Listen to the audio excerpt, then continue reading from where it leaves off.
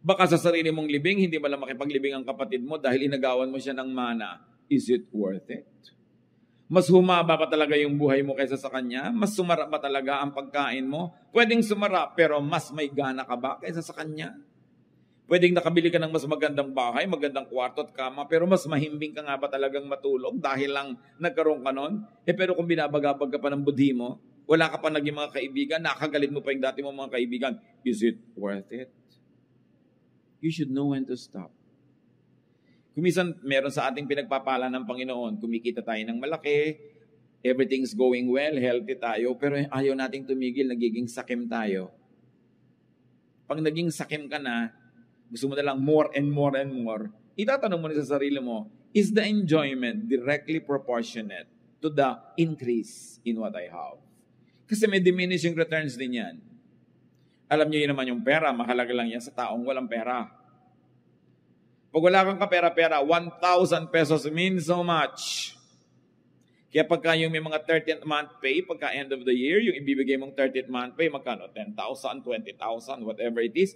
Sayang-saya yung pamilya, nagkakagulo kung anong kakainin at gagastusin nila. Pero kung ikaw na yung may-ari ng kumpanya, ang totoo, kahit 3 million pa yung madagdag sa pera mo, bali wala na eh.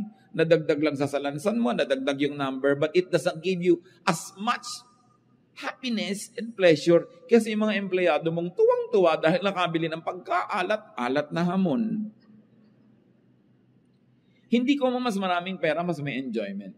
So pag alam mo, ay may diminishing returns na, it means I must focus on something else.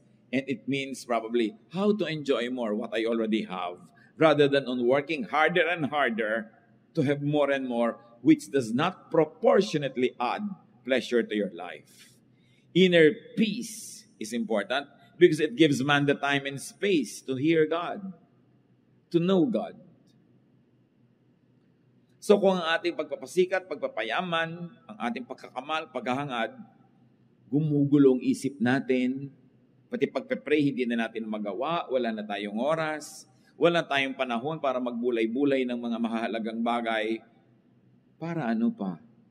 When you don't hear God and know God more, you will lack the peace that you will need in this life.